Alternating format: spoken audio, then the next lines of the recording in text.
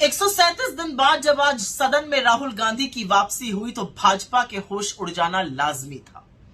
लेकिन जब सदन में उनकी वापसी हुई तो ऐसा लगा कि मानो सत्य की, न्याय की, साहस की, उम्मीद की, लोकतंत्र की इस देश की जीत हुई है। जब वो गांधी प्रतिमा पर शीश झुकाकर सदन के अंदर गए तो सदन राहुल राहुल के नारों से गूंज रहा था और इंडिया इंडिया के नारे हर ओर से लगाए जा रहे थे। जब ऐसा हो रहा था तो भारतीय जनता पार्टी की भी एक स्क्रिप्ट तैयार थी। भला वो पीछे कैसे रहते हैं, जो डरता है वो ये सब जरूर करता है। वहां के एक दुमछल्ले सांसद है, वो उठ खड़े हुए और उन्होंने एक ऊल जलूल आक्षेप लगाने शुरू किए। और वही चिर परिचित स्क्रिप्ट, जब पाकिस्तान काम नहीं आता तो चीन के पिछलग्गू बन जाते हैं। कुछ चीन पर बेतुकी बातें बोली तो उस दुमछल्ले सांसद से सबसे पहले तो मैं ये पूछना चाहूंगी कि चीन पर मुंह खोलने से पहले कभी अपने आका से 3-4 सवाल पूछिएगा कि चीन आज भी अतिक्रमण करके क्यों बैठा है और आपने क्लीन चिट क्यों दी चीन को। पूछिएगा कि 18 बार चीन को से मिलकर करते क्या थे। पूछिएगा कि 20 जाबाजों की शहादत का बदला गलवान में चीन को घुसाकर बैठे हुए हैं और लाल शर्ट पहनकर चीनी राष्ट्रपति का स्वागत करते हैं।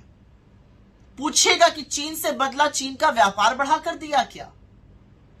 वही स्क्रिप्ट अनुराग गोली मारो ठाकुर ने एक प्रेस कॉन्फ्रेंस करके दोहराई।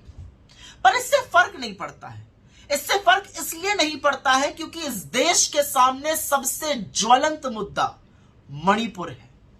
मणिपुर अब 3 महीने से ज्यादा हो गए 97 दिन से जल रहा है, धू धू करके जल रहा है। वहां पर बच्चे, लड़कियां, महिलाएं झुलस रही हैं। सुप्रीम कोर्ट ने आपको आईना दिखाया है, आपके खुद के एमएलए ने आपको आईना दिखाया है, ये कह के कि यह राज्य प्रायोजित हिंसा है। आपका एक एमएलए इतनी बुरी तरह से घायल हुआ है हिंसा में कि वो लकवा ग्रसित है।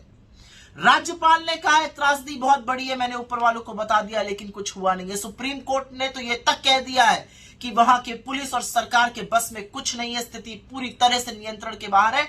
और सुप्रीम कोर्ट ने अपने पूर्व न्यायाधीशों की एक समिति गठित करी है जो वहां पर पुनर्वास का काम करेगी। मतलब सरकार पर रत्ती भर इस देश के सुप्रीम कोर्ट तक को भरोसा नहीं है।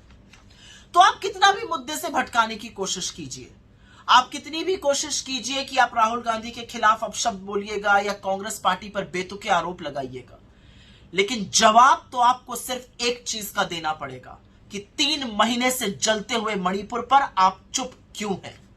आपने क्या सोचा है मणिपुर में शांति बहाल करने के लिए। 78 दिन तक इस देश का प्रधानमंत्री इतनी भयावह स्थिति पर चुप रहता है और मुंह खोलता है 36 सेकंड के लिए, जब वो अमानवीय दरिंदगी की हर हद को पार करने वाला वीडियो सामने आता है। अब सदन में कल फिर से एक दहाड़ सुनाई देगी, शांति की एक अपील सुनाई देगी, उस व्यक्ति की आवाज सुनाई देगी जिसने मणिपुर में लोगों के जाकर आंसू पोंछे हैं, उनको ढांढस बंधाया है, उनसे शांति की अपील की है। और जब कल सदन में राहुल गांधी बोलेंगे तो भाजपा वालों सुनना, और सुनना इसलिए जरूरी है क्योंकि सदन में इस देश की लोगों की वेदना, उनकी तकलीफों की आवाज गूंजनी चाहिए। आपकी नौटंकी के लिए इस देश के पास वक्त नहीं है। प्रधानमंत्री जी अब तो बहस में आकर भाग लीजिएगा, कब तक भागे भागे फिरिएगा।